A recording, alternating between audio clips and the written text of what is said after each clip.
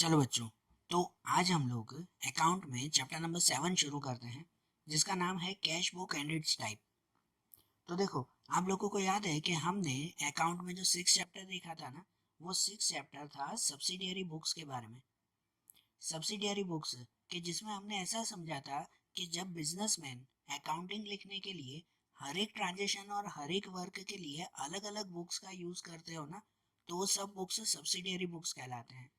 कोई बिजनेसमैन होते हैं जो सिर्फ एक जर्नल बुक रखते हैं और उसमें सब मिक्स ट्रांजेक्शन्स होते हैं, जबकि कोई कोई बिजनेसमैन ऐसे होते हैं कि जो हर एक ट्रांजेक्शन्स के लिए अलग अलग बुक रखते हैं।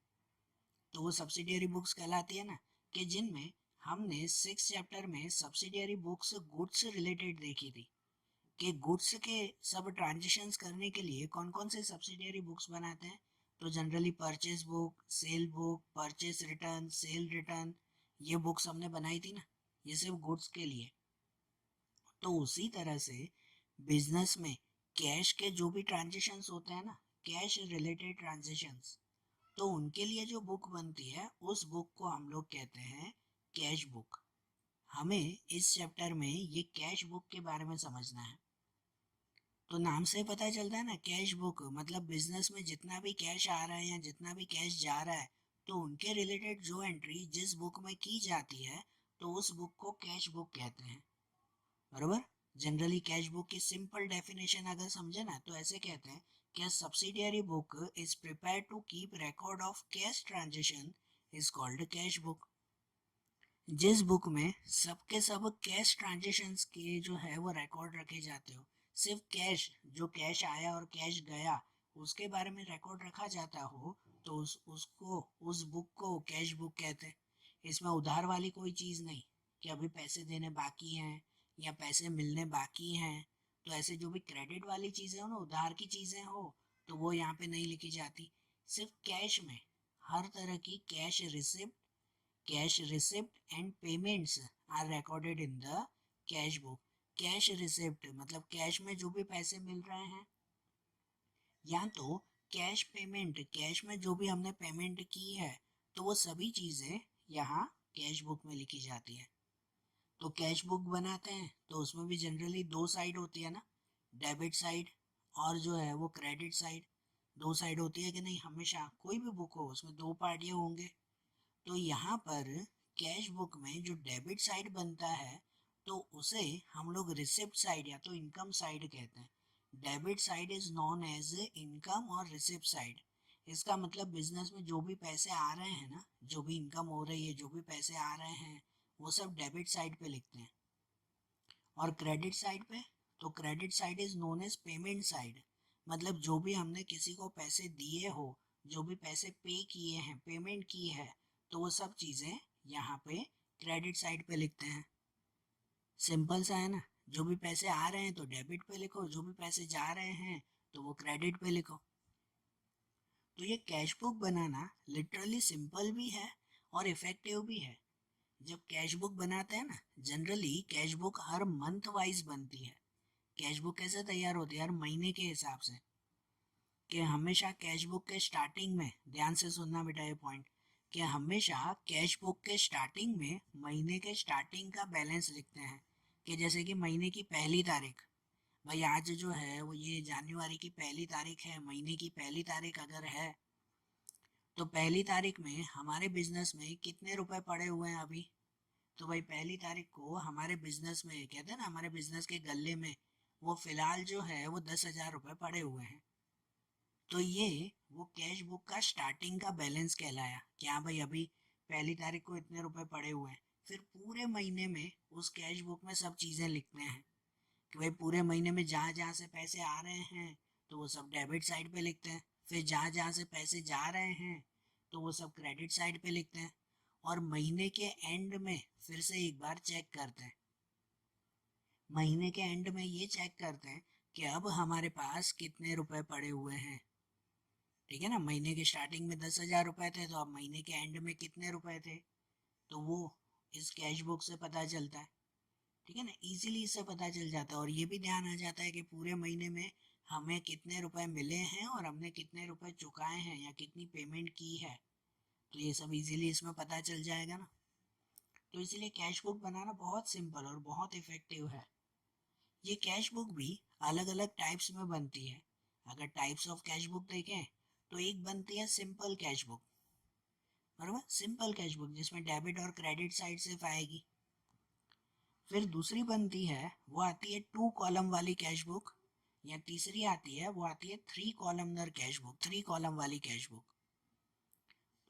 तो ये 2 कॉलम वाली कैश बुक कौन सी? तो 2 कॉलम में भी फिर अलग अलग टाइप आते हैं। अगर हमें 2 कॉलम्स बनानी है तो वो 2 कौन सी कॉलम? तो ये 2 कॉलम में या तो कैश और डिस्काउंट की कॉलम होगी, या तो कैश और डिस्काउंट की कॉलम, या तो फिर कैश और बैंक की कॉलम।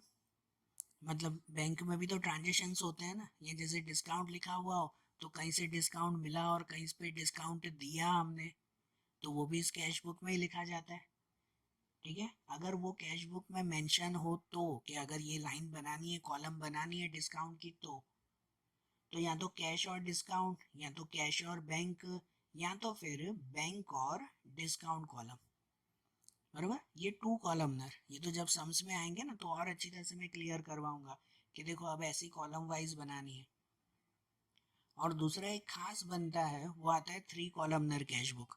3 कॉलमनर मतलब कि जिसके अंदर तीनों कॉलम तीनों एक साथ बनते हो, कैश, डिस्काउंट और बैंक कॉलम। ये तीनों कॉलम एक ही जगह पर बन जाते हो तो उसे 3 कॉलमनर कैश बुक कहते हैं। हम लोग इस चैप्टर में ये तीनों टाइप से समझेंगे, कि जिनमें सबसे पहले हम लोग सिंपल कैश बुक बनाना सीखें। सिंपल कैश बुक कैसे बनाते हैं, कि जिसमें कोई बैंक, कोई डिस्काउंट और कुछ नहीं, सिंपल। और ये हम लोग बनाना सीखें तो डायरेक्ट हम लोग जो है वो इसका एक प्रैक्टिकल सम करके देखें तो और अच्छी तरह से क्लियर होगा। तो प्रैक्टिकल सम करने के लिए हम लोग फाइनल एक्सरसाइज का क्वेश्चन नंबर 3 देखते हैं। आपकी टेक्स्ट बुक अब आपके साथ में रखो, कि जैसे हम लोग सब्सिडियरी बुक्स में टेक्स्ट बुक में से क्वेश्चन देखते थे ना, वैसे ही अब इसमें भी देखें कि इसमें आपकी फाइनल एक्सरसाइज का क्वेश्चन नंबर 3 है। आपके टेक्स्ट बुक में शायद पेज नंबर 184 पे ये क्वेश्चन लिखा हुआ है, कि जिस क्वेश्चन में मेंशन है कि record the following transaction in the cash book of प्राप्ति। जो प्राप्ति नाम की बिजनेस वूमेन है, कि उसके कैश बुक में हमें ये सब ट्रांजेक्शन्स लिखने हैं। यहाँ पे आपके जो भी ट्रांजेक्शन्स दिए हुए हैं वो, और इसके लिए पहले हमारे पास कैश बुक का फॉर्मेट बनाना है ना, पहले वो देख लेना कि कैश बुक बनाते कैसे हैं। तो उसका फॉर्मेट प्रॉपरली कैसे बनता है वो समझ लो, इसी क्वेश्चन के थ्रू समझो। तो कैश बुक इस तरह से बनाई जाती है, आपकी बुक में इस तरह से बनेगा कि जिसमें एक पार्ट डेबिट का और एक पार्ट क्रेडिट का।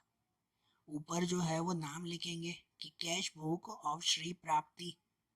ठीक है, यहाँ पे हैंडराइटिंग इसमें कैश बुक जो है वो बड़ी बनेगी, तो इसलिए हैंडराइटिंग सब में थोड़ी छोटी छोटी होगी, ध्यान से समझना। कि सबसे ऊपर लिखेंगे कैश बुक ऑफ श्री प्राप्ति, ठीक है। और उसके बाद यहाँ पर ये जो कॉलम बनेगी ना, तो कौन कौन सी कॉलम वो ध्यान से समझना। कि यहाँ डेबिट साइड पे ये 5 पार्ट बनेंगे, 5 कॉलम बनेगी, और यहाँ क्रेडिट साइड पे भी 5 कॉलम बनेगी। बिल्कुल बीच में ये पार्ट हो जाएगा कि इस साइड डेबिट का और इस साइड जो है वो क्रेडिट का। डेबिट साइड पे क्या क्या लिखते हैं, तो डेबिट साइड पे सबसे पहले डेट लिखते हैं, कि जैसे आपके थर्ड क्वेश्चन में दी गई है 2015 जून, तो 2015 का ये जून, उसमें फिर 1 2 3 4 जो भी डेट आएगी वो लिखेंगे ना। फिर उसके बाद पर्टिकुलर, पर्टिकुलर जिसमें लिखते हैं रिसिप्ट, मतलब कोई भी तरह के पैसे आ रहे हो ना, कहाँ कहाँ से पैसे आ रहे हैं तो उसके नाम यहाँ पे लिखेंगे, बरोबर। इसमें टू करके नाम लिखा जाता है सब। फिर यहाँ पे लिखा जाता है रिसिप्ट नंबर, RN। RN मतलब रिसिप्ट नंबर, अगर बिल नंबर हो तो, अगर क्वेश्चन में दिया हुआ हो बिल नंबर, तो फिर जो है वो यहाँ पे लिखेंगे, जिसे लिखेंगे रिसिप्ट नंबर, बराबर। पैसे आ रहे हैं तो वो रिसिप्ट, रिसिप्ट बिल कहलाए ना, तो रिसिप्ट नंबर। उसके साथ LF, LF मतलब ledger folio number, ledger folio. ये लेजर फोलियो अभी कोई काम का नहीं है, ये सिर्फ जो है वो हम लोगों को कॉलम बनानी है। ये लेजर फोलियो काम आएगा आपकी लेजर पोस्टिंग में। ये हमने 6 चैप्टर में भी बताया था, कि जब हमें इसके बाद का चैप्टर लेजर पोस्टिंग देखेंगे ना, तब उस वक्त ये लेजर बुक में बनाएंगे, क्योंकि हमेशा कैश बुक के बाद दूसरी बुक बनती है, वो बनती है लेजर बुक। तो इसकी सभी एंट्री वो दूसरी लेजर बुक में भी की जाती है। तो लेजर बुक के कौन से पेज नंबर पे ये एंट्री की गई है ना, वो यहाँ पे मेंशन करते हैं, तो इसलिए वो कहलाता है ये एलएफ। और आखिरी में यहाँ पे ये अमाउंट।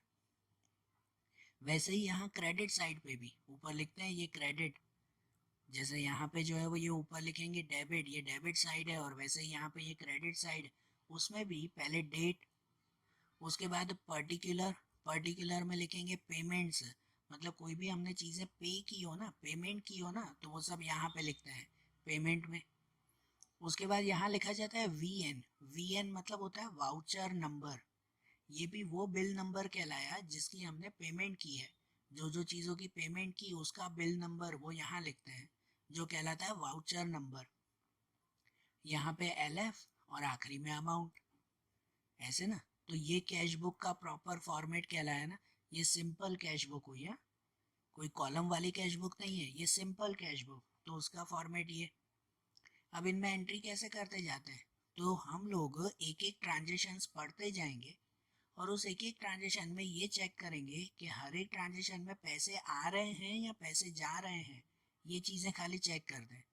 क्या चेक करेंगे, पैसे आ रहे हैं कि पैसे जा रहे हैं। अगर कहीं से भी पैसे आ रहे हैं ना, पैसे हमें मिल रहे हैं ना, तो वो सब यहाँ डेबिट साइड पे लिखेंगे, इस साइड पे सब वो चीज़ें लिखेंगे। और अगर कहीं से भी पैसे जा रहे हैं, पैसे हमारे पास से जा रहे हैं अगर, तो वो यहाँ पे लिखेंगे क्रेडिट साइड पे। एकदम सिंपल, और कुछ करना ही नहीं है, बस आपको खाली यहाँ डेबिट में या क्रेडिट में लिखना है। ये क्वेश्चन पढ़ के तो पता चलेगा ही ना कि पैसे आ रहे हैं कि जा रहे हैं, ठीक है ना। इतना तो सीधा बिजनेस माइंड हमारा चलता ही है। तो कहीं से भी पैसे मिले हमें तो वो यहाँ डेबिट में लिख दो, और कहीं से भी पैसे गए हमारे तो वो यहाँ क्रेडिट में लिख दो, ठीक है। तो अब देखो कैसे लिखेंगे, एक एक एंट्री जो है वो अच्छी तरह से समझना। तो अब आपके टेक्स्ट बुक में देखो कि उसमें क्वेश्चन नंबर 3 में जो सबसे पहले लिखा हुआ है, वो पहली चीज लिखी गई है कि ओपनिंग कैश बैलेंस ₹10,000 डेट 1 में लिखी गई है। अब आपके हर सम में ये होगा ही होगा स्टार्टिंग में। ओपनिंग कैश बैलेंस मैंने आपको पहले ही बताया, ये कैश बुक है ना, हर महीने के हिसाब से बनती है, जिसमें सबसे पहले महीने के स्टार्टिंग में चेक करते हैं कि हमारे पास गले में कितने रुपए पड़े हुए हैं, बिजनेस में कितने रुपए हमारे पास हैं। वो हमारा ओपनिंग बैलेंस कहलाता है कि महीने के शुरुआत में हमारे पास इतने रुपए पड़े हुए हैं। जैसे इसमें कितने लिखे हुए हैं, 10,000 रुपये। ये जो जून महीना चल रहा है ना, तो जून महीने की पहली तारीख को हमारे बिजनेस में 10,000 रुपये पड़े हुए हैं। तो ये जो स्टार्टिंग का बैलेंस हमारे पास होता है ना, वो बैलेंस हमेशा डेबिट साइड पे लिखते हैं। कैश का स्टार्टिंग का बैलेंस वो हमेशा कहाँ लिखते हैं, डेबिट साइड पे। मतलब डेबिट साइड पे यहाँ पे नंबर 1 करके और यहाँ पे बैलेंस लिखेंगे, बरोबर। तो वो कैसे लिखेंगे यहाँ ध्यान देना। तो यहाँ डेबिट साइड पे ये लिखेंगे नंबर 1, ये लिखा जाएगा नंबर 1 डेट में। और यहाँ पे लिखेंगे बैलेंस ब्रॉट फॉरवर्ड, ये बी एफ मतलब क्या, ब्रॉट फॉरवर्ड। ये ब्रॉट फॉरवर्ड मतलब क्या, कि गए महीने का बैलेंस हम लोग लेके आए। ये जून महीना चल रहा है, इससे पहले जो होगा मई मंथ, तो उस मई मंथ के एंड में 10,000 रुपये बचे होंगे आखिरी तारीख को, तो वही हम लोग जून महीने की पहली तारीख को लेके आएंगे ना, बराबर ना। मई महीने की आखिरी तारीख को जितने रुपए बचे, भाई शाम को शॉप बंद की, अब इतने रुपए पड़े हैं, तो वही अगले दिन आएंगे जून की पहली तारीख को, तो उतने रुपए हमारे पास होंगे ना। तो इसीलिए उसके लिए लिखा जाता है ब्रॉड फॉरवर्ड, कि हम लोग ये पैसे लेके आए, बैलेंस ब्रॉड फॉरवर्ड। कितना बैलेंस, 10,000। ये पहली चीज ध्यान रखो, ये एंट्री हर सम के स्टार्टिंग में होगी ही होगी, क्योंकि आप लोग कैश बुक बना रहे हो तो पहले आपके पास थोड़ा कैश तो पड़ा होगा ना, थोड़ा बैलेंस तो होगा ना, ओपनिंग बैलेंस तो होगा ही होगा आपके पास। जो ओपनिंग बैलेंस यहाँ पे लिखेंगे बैलेंस ब्रॉड फॉरवर्ड ऐसे लिखेंगे। कितना लिखे अमाउंट में, 10,000। यहाँ रिसिप्ट नंबर या तो ये लेजर फोलियो नंबर, उसमें तो कुछ नहीं लिखना है ना। ये डेट पर्टिकुलर में ये इंफॉर्मेशन लिख दी, और यहाँ पे ये लिख दिया अमाउंट। ओके, पहली एंट्री हो गई। अब दूसरी एंट्री, सेकंड में ऐसा लिखा हुआ है कैश सेल 3,000, कि हमने कैश पे सामान बेचा है 3,000 का। तो अब यहाँ पे चेक करो कि हमारे पास पैसे आए कि पैसे गए हमारे। खाली कैश चेक करो, कैश आया कि गया। कैश मिला ना हमें, क्योंकि हमने सामान सेल किया है, बेचा है। कोई भी चीज़ बेचेंगे तो पैसे मिलेंगे ना हमें। और अगर पैसे मिल रहे हैं तो कहाँ लिखेंगे, डेबिट में कि क्रेडिट में? कहाँ पे लिखें? तो डेबिट में लिखें, क्योंकि कोई भी पैसे मिल रहे हैं ना तो उसे यहाँ लिखते हैं डेबिट में। पैसे जा रहे हैं तो यहाँ क्रेडिट में लिखते हैं। तो हमने कैश सेल की है, तो इसका मतलब बेचने पर पैसे मिले ना हमें 3,000 रुपये, तो यहाँ डेबिट में लिखेंगे। ये जो नंबर 1 लिखा है उसके नीचे ही लिखेंगे ये नंबर 2 के सेकंड डेट पे। यहाँ पे लिखेंगे सेल्स अकाउंट, क्योंकि हमने सेल किया है इसीलिए। कि सेल्स अकाउंट और अमाउंट में कितना लिखेंगे, 3,000। कोई बिल नंबर तो दिया नहीं हुआ है, तो सीधा अमाउंट में 3,000। बस इतनी सी एंट्री करनी है ना, और क्या। फिर नंबर 3, थर्ड डेट दी गई है आपकी टेक्स्ट बुक में, लिखा हुआ है कि cash of 2,000 brought in the business as more fund are required. More funds are required मतलब ज़्यादा पैसों की जरूरत थी ना, तो 2,000 रुपये बिजनेस में लेके आए। जो ये मालिक हैं, जो प्राप्ति जैसे लिखा हुआ है ना नाम, ये मालिक है, तो वो बिजनेस में 2,000 रुपये लेके आए। तो बिजनेस में लेके आने का मतलब क्या, कि ये कैपिटल कहलाया। क्या कहलाया ये, कैपिटल। हमने ये पहले चैप्टर में ही पढ़ा था। कोई भी बिजनेसमैन जब घर से शॉप में या बिजनेस में पैसे लेके आता हो तो वो क्या कहलाता है, तो वो कैपिटल कहलाता है। तो यहाँ 2,000 रुपये वो लेके आए हैं, तो ये पैसे आए कि गए हमारे, तो ये पैसे आए ना, बिजनेस में तो पैसे आए ना हमारे। तो पैसे आ रहे हैं तो उसे कहाँ लिखेंगे, डेबिट या क्रेडिट में? तो उसे भी डेबिट में ही लिखेंगे यहाँ पर। मतलब यही सेल्स अकाउंट के नीचे ही लिखेंगे। फिर नंबर 3, थर्ड डेट में लिखेंगे कैपिटल अकाउंट। कैपिटल अकाउंट में कितना, तो 2,000 रुपीज, बरोबर। 2,000 रुपए की ये कैपिटल लेके आया ना, घर से पैसे लेके आया, इसीलिए कैपिटल लिखा हमने। ठीक है। फिर नंबर 5, 5 डेट में ऐसा दिया हुआ है कैश परचेज 6,000, 6,000 रुपए की कैश परचेज की है हमने। तो कैश परचेज किया मतलब क्या, कि हमने सामान खरीदा। तो उसमें बताओ पैसे आए कि गए हमारे। अब हमने कुछ परचेज किया, कुछ सामान खरीदा, तो हमारे पैसे गए ना। ठीक है ना। और पैसे जा रहे हैं तो कहाँ पे लिखेंगे, तो वो क्रेडिट में लिखेंगे। यहाँ क्रेडिट साइड पे, अब डेबिट में नहीं है, क्योंकि पैसे जा रहे हैं तो यहाँ लिखेंगे क्रेडिट में। तो जो 5 डेट है ना, तो यहाँ डेट में लिखेंगे नंबर 5, और यहाँ पे लिखेंगे परचेज अकाउंट, कि हमने परचेज किया है। तो देखो उसको इस तरह से लिखेंगे कि ये डेट 5, यहाँ डेट में 5, यहाँ पे लिखेंगे परचेज अकाउंट, और अमाउंट में कितना, तो 6,000 रुपीज, 6,000 रुपये का परचेज किया। अब थोड़ा क्लियर हो रहा है ना माइंड में, सिंपल है ना एकदम। पैसे आ रहे हैं तो यहाँ लिखो, पैसे जा रहे हैं तो यहाँ लिखो, बस यहीं पे लिखते जाना एक एक करके, और कुछ करना ही नहीं है। फिर डेट 5 के बाद डेट 7, तो 7 डेट में लिखा हुआ है salary ₹1,000 and brokerage ₹1,500 paid by cash.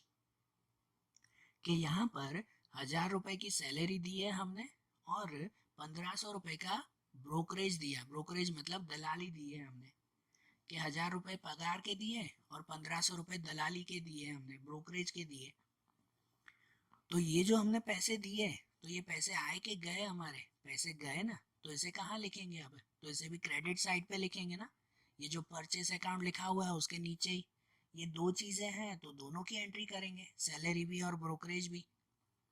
मतलब यहाँ जो परचेस अकाउंट लिखा है ना, तो उसके नीचे ही हम लोग लिखेंगे यहाँ पर सैलरी अकाउंट और ब्रोकरेज अकाउंट। दो चीजें दी है, दोनों में डेट 7 लिखेंगे। दोनों में डेट 7, कि यहाँ सैलरी अकाउंट, यहाँ ब्रोकरेज अकाउंट। सैलरी के सामने लिखेंगे 1,000 रुपीज, और ब्रोकरेज के सामने ये 1,500। बरोबर, ये सैलरी और ब्रोकरेज हो गया ना इसमें। बरोबर, समझ में आ रहा है ना। ये पैसे दिए हमने इसलिए वो क्रेडिट में लिखा। फिर नंबर 9 वाली एंट्री, 9 डेट, उसमें लिखा हुआ है goods of 5,000 purchase from Drona by cash. कि हमने द्रोणा से 5,000 रुपये कैश में सामान खरीदा। 5,000 रुपये का सामान खरीदा हमने कैश में, तो ये भी कैश में खरीदा है, तो कहाँ पे एंट्री करेंगे हम लोग, क्रेडिट में ना, क्योंकि सामान खरीदा तो पैसे गए ना हमारे। पैसे गए मतलब यहीं पे ही एंट्री करेंगे क्रेडिट में। और यहाँ पे एक चीज ध्यान दो, नाम में क्या लिखेंगे, द्रोणा लिखें कि परचेस लिखें। तो एक चीज समझो कि जब भी कैश में हमने खरीदी की हो ना, तो नाम कोई नहीं लिखते, नाम नहीं लिखते, खाली परचेस ही लिखते हैं। अगर किसी को पहले ही देना बाकी है, किसी को देना बाकी है पैसे, या तो किसी से लेना बाकी है पैसे, तो फिर नाम लिखते हैं। यहाँ तो उधार थोड़ी है, ये तो ऑन द स्पॉट कैश में हो गया ना, तो फिर नाम नहीं लिखेंगे, सिर्फ क्या लिखेंगे, परचेज अकाउंट। तो हमने द्रोणा से सामान खरीदा, मतलब हमारे पैसे जा रहे हैं, तो उसकी एंट्री भी यहीं पे ही होगी, इस क्रेडिट साइड पे। तो यहाँ क्रेडिट साइड पे ये ब्रोकरेज के नीचे ही लिखेंगे हम लोग नंबर 9, डेट नंबर 9 लिखकर परचेज अकाउंट, नाम नहीं लिखेंगे, हाँ, परचेज अकाउंट। और कितनी अमाउंट लिखेंगे, 5000 रुपीज, 5000 का सामान खरीदा। अगर उधार पे खरीदा होता तो नाम लिखते हैं, नहीं तो नहीं, खाली परचेज अकाउंट ही लिखेंगे इसमें। ओके, फिर उसके बाद आगे दिया हुआ है डेट 11 कि goods of 6000 sold to Mansi for cash, कि हमने मानसी को सामान बेचा, कैश में सामान बेचा। तो अब ये सामान बेचा तो पैसे आए के गए हमारे, हमने सामान सेल किया है तो पैसे मिलेंगे ना, और पैसे मिलेंगे तो कहाँ पे लिखेंगे, यहाँ पे लिखेंगे, डेबिट साइड पे, बरोबर। डेबिट साइड पे लिखेंगे कि हमें पैसे मिले, कितने पैसे मिले, तो 6000 रुपये हमें मिले। और नाम में क्या, तो मानसी नहीं लिखेंगे, सेल लिखेंगे, क्योंकि हमने उधार पे थोड़ी खरीदा है, ये चीज ध्यान देना। उधार पे खरीदा हो तो नाम लिखते हैं, या तो कैश में सेल कर दिया हमने, तो फिर जो है वो नाम नहीं लिखते, बरोबर। उसमें डायरेक्ट सेल अकाउंट, तो यहाँ डेबिट साइड पे लिखेंगे डेट 11, ये 11 डेट आ जाएगी। और ये पर्टिकुलर में लिखेंगे सेल्स अकाउंट, कि हमने सेल किया है, कितना सेल किया, 6000 का, मानसी को सेल किया है, खरीदा नहीं, बेचा उसको हमने। ओके, फिर डेट 11 के बाद 19 वाली डेट, तो 19 डेट में ऐसा दिया हुआ है 3000 पेड टू नैरुति for goods purchased in the previous month. अब ये है कि नैरुति से हमने प्रीवियस मंथ मतलब अगले महीने सामान खरीदा था, और पैसे अब दे रहे हैं। तो ये हुआ ना, उधार में हमने पहले खरीदा था और अब पैसे दे रहे हैं, कि अब हमने 3000 रुपये नैरुति को दे दिए। तो यहाँ पे पहले तो वो चेक करो कि पैसे आ रहे हैं कि पैसे जा रहे हैं, पहले तो वो चेक कर लेते हैं ना, कि यहाँ पे पैसे जा रहे हैं, हमने नैरुति को पैसे चुकाए ना, तो पैसे जा रहे हैं तो कहाँ पे लिखेंगे, यहाँ पे क्रेडिट साइड पे एंट्री करेंगे, डेबिट पे नहीं, क्रेडिट साइड पे एंट्री होगी। और यहाँ पे नाम लिखेंगे हम लोग नैरुति, यहाँ पे परचेज अकाउंट नहीं लिखेंगे। क्यों नहीं लिखेंगे परचेज अकाउंट, क्योंकि हमने नैरुति से उधार पे खरीदा था पहले, बराबर ना, पहले हमने उधार पे खरीदा था और अब पैसे दे रहे हैं हम उसको, तो अब अभी थोड़ी खरीदा हमने, पहले उधार पे खरीदा था ना, इसीलिए यहाँ पे नाम आएगा। मतलब यहाँ क्रेडिट साइड पे हम लोग इसके परचेज के नीचे लिखेंगे डेट 19, 19 डेट में नाम लिखेंगे, फिर ये नैरुति अकाउंट, और अमाउंट कितनी, तो 3000 रुपीज, बराबर, 3000 रुपीज उसको पे किए ना हमने। फिर वैसे ही 23 डेट दी गई है कि Kinjal paid 1500 for goods sold to her in the previous month. अब ऐसा ही है कि किंजल को जो है वो हमने अगले महीने सामान बेचा था, और उसने अभी पे किए, अगले महीने हमने उसको क्रेडिट पे उधार पे सामान बेचा होगा 1500 रुपये का, और उसने अभी पे किए हैं। पहले तो ये चेक कर लेते हैं कि पैसे आए के गए हमारे, तो यहाँ पे पैसे आए हमारे, क्योंकि हमने बेचा था तो अभी उसने पैसे दिए ना, किंजल ने अभी पैसे दिए तो पैसे आए, तो यहाँ लिखते हैं डेबिट साइड पे। और यहाँ पे नाम, तो नाम में किंजल ही लिखेंगे, क्योंकि हमने उसको उधार पे बेचा था पहले, उसको पहले उधार पे बेचा था और अभी उसने पैसे दिए हैं, तो उसमें नाम ही लिखा जाएगा। मतलब यहाँ डेबिट साइड पे अब सेल के नीचे नाम लिखेंगे, कौन सा नाम, तो ये किंजल अकाउंट, डेट में लिखें 23, नाम में किंजल अकाउंट, और अमाउंट में लिखेंगे 1500 रुपये, ये 1500 रुपये किंजल ने हमें पे किए, हमें मिले ये, बरोबर, ये एंट्री हो गई। फिर उसके बाद 25 वाली एंट्री, तो 25 वाली एंट्री में ऐसा है कि old cycle of 600 is purchase for business, कि हमने पुरानी साइकिल खरीदी है 600 रुपये की, तो यहाँ पे तो देखो कैश बुक में सभी एंट्री करते हैं, हाँ? इसमें ऐसा नहीं साइकिल खरीदी है तो ये एंट्री इसमें नहीं होगी, सभी एंट्री होगी। ये परचेज बुक नहीं बना रहे हैं कि जिसमें कोई कोई एंट्री होती है, इसमें ऑलमोस्ट सब एंट्री होगी, जिसमें भी पैसे आ रहे हैं या पैसे जा रहे हैं सब एंट्री यहाँ पे की जाएगी। सिर्फ जो क्रेडिट पे हो ना, कि भाई कुछ पे करना बाकी है, कुछ मिलना बाकी है, तो वो एंट्री यहाँ पे नहीं करते। बाकी तो सभी एंट्री, तो यहाँ पे जो पुरानी साइकिल भी हमने खरीदी 600 रुपए की, तो वो भी हम लोग यहाँ पे लिखेंगे। और ये 600 रुपए की साइकिल खरीदी तो पैसे आए क्या पैसे गए हमारे, हमारे पैसे गए ना इसमें, साइकिल खरीदी है तो पैसे गए, तो वो एंट्री कहाँ पे आएगी, वो आएगी क्रेडिट में। पैसे जा रहे हैं तो क्रेडिट में लिखते हैं, आ रहे हैं तो डेबिट में लिखते हैं। तो अब यहाँ क्रेडिट साइड पे लिखेंगे अगर हमारे पैसे जा रहे हैं तो यहाँ पे क्रेडिट साइड पे अब लिखेंगे डेट 25, नाम में लिखेंगे साइकिल अकाउंट, साइकिल ही खरीदी ना और क्या, परचेज अकाउंट थोड़ी लिखते हैं। परचेज अकाउंट तो कोई गुड्स खरीदा हो तो, अपने गुड्स खरीदे हो तो, अगर कोई मशीन, कोई फर्नीचर, कोई साइकिल या कोई ऐसी चीज खरीदे हो तो उसी का ही नाम लिखेंगे। मतलब यहाँ पे साइकिल अकाउंट ही लिखी जाएगी, कितनी, 600 रुपीज, 600 रुपये लिखी जाएगी ना यहाँ पे साइकिल अकाउंट करके, बरोबर। उसके बाद डेट 28 में है कि 1000 रिसीव्ड टुवर्ड कमीशन, कि हमें कमीशन के 1000 रुपये मिले। 1000 रिसीव्ड टुवर्ड्स कमीशन मतलब कमीशन के पैसे मिले हमें। अब पैसे मिल रहे हैं तो उसे कहाँ लिखते हैं, डेबिट में ना। ये पैसे आए ना हमारे, तो पैसे आ रहे हैं तो कहाँ लिखे जाएंगे, डेबिट में लिखे जाएंगे। मतलब यहाँ डेबिट में अब एंट्री करेंगे कि ये डेट 28 लिखें और वहाँ पे लिखें ये कमीशन अकाउंट। कमीशन में अमाउंट कितनी लिखेंगे, तो 1000 रुपीज़, 1000 रुपीज़ की अमाउंट ना, 1000 रुपये मिले हमें कमीशन के, बरोबर। सिंपल है ना ये भी। और उसके बाद डेट 30 वाली एंट्री आखिरी, कि machine of 3500 purchase for business, कि हमने बिजनेस के लिए 3500 रुपए की मशीन खरीदी। अब यहाँ हमने मशीन खरीदी है 3500 की, तो हमने अगर खरीदा सामान, ये मशीन खरीदी तो पैसे आए क्या पैसे गए, तो यहाँ पैसे गए ना हमारे, पैसे गए हमारे तो उसकी एंट्री यहाँ करेंगे क्रेडिट में, उसे क्रेडिट में लिखेंगे कि हमारे 3500 रुपीज़ गए। तो इसीलिए यहाँ क्रेडिट में अब ये एंट्री करेंगे कि डेट 30 और वो लिखेंगे मशीन अकाउंट, बराबर। मशीन अकाउंट ही लिखेंगे ना, फिर से बोल रहा हूँ, कोई गुड्स खरीदा हो तो फिर जो है वो परचेज अकाउंट लिखते हैं। उसके अलावा और कोई भी चीज़ है, भले मशीन, फर्नीचर, साइकिल या जो है वो कंप्यूटर या ऐसी कोई भी चीज़ खरीदी हो तो उसमें उसका ही नाम लिखते हैं। कि जैसे मशीन अकाउंट ही, अमाउंट कितनी, तो 3500 रुपीज़। ओके, हुआ ये क्लियर।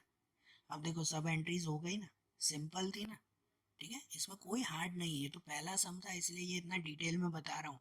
उसके बाद तो बहुत सिंपल है कि आपको खाली ये ध्यान देना है, पैसे आए तो एक साइड लिखो डेबिट में, पैसे गए तो उस साइड लिखो क्रेडिट में, और कुछ इसमें रूल याद करने के लिए है ही नहीं। तो अब ये जैसे हो जाए ना, तो आखिरी में एक चीज करते हैं कि अब इस अकाउंट को क्लोज करते हैं। ये कैश बुक को अब क्लोज किया जाता है। क्लोज करने का मतलब क्या, कि अब महीने के एंड में हमारे पास कितना रुपया बचा वो हमें चेक करना है। कि जैसे देखो, हमने पहले देखा था कि महीने के स्टार्टिंग में हमारे पास 10,000 रुपए थे, हमने शुरुआत की थी ना बाय बैलेंस, सॉरी यहाँ टू बैलेंस करके, बैलेंस ब्रॉड फॉरवर्ड, कि 10,000 रुपये हमारे पास थे। तो अब महीने के एंड में चेक करेंगे हमारे पास कितने रुपए बचे हैं। तो वो कैसे चेक करते हैं पता है, यहाँ ध्यान से समझना, ये स्टेप समझना खाली, कि कैसे एंड में क्लोजिंग करनी है, इसकी क्लोजिंग समझना। सबसे पहले क्या करते हैं पता है, कि ये डेबिट साइड मतलब क्या, हमें जो जो रुपए मिले तो पहले ना इस साइड का टोटल कर देते हैं, इसमें इन सब का टोटल कर देते हैं कि हमारे पास कितने कितने रुपए आए पूरे महीने में। भाई पूरे महीने में जो जो रुपए आए ना, अगर मैं डायरेक्ट लिखूं तो इन सब का टोटल आ जाएगा 23,500। नीचे एक लाइन बनाकर यहाँ पर टोटल लिख देंगे, इसका टोटल हो गया, कितना हो गया, 23,500। पहले 10,000 रुपये हमारे पास थे, उसके बाद ये सभी रुपए आते गए ना हमारे पास, तो वो ये लिखेंगे 23,500। अब यहाँ पे जो डेबिट के एंड में यहाँ डेबिट के एंड में लिखा ना 23,500, यही अमाउंट, सेम अमाउंट यहाँ क्रेडिट में भी पहले लिख देंगे। ठीक है, यहाँ पर भी, क्योंकि कोई भी अकाउंट का एक रूल है, ये चीज ध्यान देना। कोई भी बुक या कोई भी अकाउंट जब आप क्लोज कर रहे हो ना, जब क्लोजिंग करनी हो, तो नीचे का टोटल दोनों का सेम होना चाहिए। क्लोजिंग करते वक्त आखिरी में टोटल क्या होना चाहिए, इक्वल होना चाहिए, तो वो क्लोजिंग कहलाती है। ऐसे नहीं इस साइड का टोटल लिख दिया फिर इस साइड का टोटल सेम थोड़ी होगा, और कुछ होगा तो वो यहाँ पे लिख दो, यहाँ अलग नंबर यहाँ अलग नंबर, तो वो गलत है। कोई भी बुक कोई भी अकाउंट क्लोज करते वक्त नीचे का दोनों का बैलेंस सेम होना चाहिए, ये नंबर सेम होने चाहिए। ठीक है, ये अकाउंट का रूल आता है। तो इसीलिए पहले इस साइड का टोटल आपने किया ना, वो 23,500, वही टोटल यहाँ पर भी लिख देते हैं। ठीक है, उसे यहाँ पर भी ऐसे लिख देंगे कि 23,500, कि यहाँ पे जो लिखा 23,500 वही यहाँ पर भी। इसके नीचे है ना अमाउंट लिखकर नीचे जो है वो दो लाइन कर देते हैं। यहाँ अगर छोटी हैंड राइटिंग में न दिखाई देती हो तो 23,500 और नीचे दो लाइन कर दी जाती है। दो लाइन का मतलब ये कि हाँ यहाँ पे क्लोज हो गया, बराबर है। एक लाइन करते हैं ना जब, तो इसका मतलब हाफ क्लोजिंग कहलाती है, अभी पूरा नहीं हुआ है। लेकिन जहाँ पे दो लाइन कर देते हैं मतलब खत्म हो गया, अब ये महीना खत्म, अब अगले महीने में शुरू करेंगे। तो देखो यहाँ पे पहले टोटल किया 23,500, वही टोटल यहाँ पे भी लिख दिया हमने। अब ये 23,500 में से ये सब चीजें माइनस करेंगे। इसका मतलब क्या पता है, कि हमें पूरे मिले 23,500 रुपए, और उसमें से कितने कितने रुपए हमने दे दिए, ये सब पेमेंट की ना हमने, तो कितने कितने रुपए हमने दे दिए वो सब माइनस करेंगे। अब आपके पास कैलकुलेटर है, तो कैलकुलेटर में से 23,500 माइनस 6,000 माइनस 1,000 माइनस 1,500 माइनस 5,000, ये सब माइनस करते जाओ। और फिर जो बचेगा ना वो यहाँ पे अलग करके लिखना कि कितने रुपए बचे। कि जैसे कि मैंने इसमें से माइनस किया है और आखिरी में हमें पता चला कि अब इतने रुपए बचे हैं। ये 23,500 में से मैंने ये सब चीजें माइनस की, तो आखिरी में हमारे पास बचा ये 2,900। मतलब के महीने के शुरुआत में हमने देखा था कि हमारे गले में हमारे पास 10,000 रुपए पड़े थे, और पूरे सब ट्रांजेक्शन खत्म करने के बाद अब महीने के एंड में हमारे पास 2,900 रुपए पड़े हुए हैं। ये हुआ ना। इसके यहाँ पर डेट देंगे 30, महीने के आखिरी डेट हमेशा देते हैं। जून मंथ है तो जून महीने में आखिरी तारीख कौन सी आती है, 30। अगर जुलाई होता तो 31 लिखते हैं आखिरी में। तो यहाँ 30, यहाँ लिखेंगे बैलेंस कैरी फॉरवर्ड। यहाँ क्या लिखा जाता है, कैरी फॉरवर्ड लिखा जाता है, CF। यहाँ लिखा जाता है ब्रॉड फॉरवर्ड स्टार्टिंग में, कि यह अगले महीने का लेके आए। और यहाँ लिखेंगे carry forward, CF। Carry forward मतलब कि इसको हम लोग आगे के महीने में लेके जाएंगे, कि ये जून महीने की आखिरी तारीख को हमारे पास 2,900 रुपए पड़े हुए हैं, तो ये 2,900 रुपए हम लोग जुलाई महीने में शुरुआत करेंगे ना, बराबर ना। जुलाई महीने की पहली तारीख को हम लोग इससे शुरुआत करेंगे 2,900 रुपए से। समझ आ रही है बात, ये कैसे क्लोजिंग की वो समझ में आया ना। और इसे प्रॉपरली इसी मेथड से लिखना है, ये ध्यान देना। सबसे पहले इसका टोटल कर लेते हैं, फिर से एक बार बता रहा हूँ कि इसका टोटल ये 23,500, वही टोटल फिर यहाँ पे भी लिख देते हैं 23,500, और उसमें से ये सब चीज़ें माइनस करते हैं। तो यहाँ एक लाइन छोड़ के यहाँ पे अमाउंट लिख देते हैं ये 2,900, कि ये हमारा बैलेंस हुआ, बैलेंस कैरी फॉरवर्ड। और आखिरी में एक स्टेप में बताएंगे कि ये जो बैलेंस है ना, ये जून के एंड में आया, अब उसे जुलाई की पहली तारीख को लेके जाना है। कि अब जुलाई महीने की पहली तारीख होगी तो उसमें भी हमारे पास यही रुपए होंगे ना, बराबर ना। 30 तारीख को अब हमने दुकान बंद की, अब हमने गले में इतने रुपए रख के आए, 2,900 रुपए। अब दूसरे दिन सुबह जुलाई की पहली तारीख को शॉप पे जाएंगे, तो हमारे पास गले में कितने रुपए होंगे, इतने ही रुपए होंगे ना, 2,900 रुपए। तो इसीलिए ये आखिरी में इस तरह से मेंशन करना होता है। देखना ये लिखना ऐसे है कि यहाँ पे जो आपकी ये लाइन कंप्लीट हो गई ना, ध्यान देना भले छोटी हैंड राइटिंग हो तो, कि यहाँ हमने टोटल कर दिया, लेकिन ये जो बैलेंस है वो अब यहाँ डेबिट साइड पे लेके आएंगे। यहाँ डेबिट साइड पे अब ऐसा लिखेंगे 2015 जुलाई 1 के 1 जुलाई को बैलेंस ब्रॉड फॉरवर्ड। यहाँ क्या लिखेंगे, बैलेंस ब्रॉड फॉरवर्ड ये 2900, बराबर। तो ये मेंशन करना है हमें खास कि जून के एंड में हमारे पास जो ये रुपए बचे हुए हैं वही रुपए अब जुलाई की स्टार्टिंग में हम लोग लेके जाएंगे। मतलब अब जुलाई महीने में 2900 रुपए से हमें शुरुआत करनी है। ठीक है, समझ में आई। तो ये प्रॉपरली आपकी कैश बुक बनती है। सब एंट्रीज करना, फिर उसको क्लोज करना, और क्लोज करने के बाद नेक्स्ट मंथ के लिए उसे कैरी फॉरवर्ड करना, उसे लेके जाना है यहाँ पे, बरोबर। ध्यान देना ये पूरी कैश बुक बनाने के लिए। ऐसा ही सेम एग्जाम्पल आपके टेक्स्ट बुक में एग्जाम्पल नंबर 1 है कि ये देखने के बाद आपके टेक्स्ट बुक का इलस्ट्रेशन 1 एक बार चेक करना कि उसमें भी सेम ऐसे ही प्रॉपर कैश बुक बनी हुई है, और उसमें भी चेक करना कि किस तरह से ये बैलेंस को जो है वो आगे लेके गए हैं, बराबर। तो अच्छी तरह से प्रैक्टिस होगी।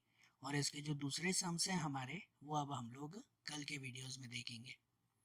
Okay, thank you.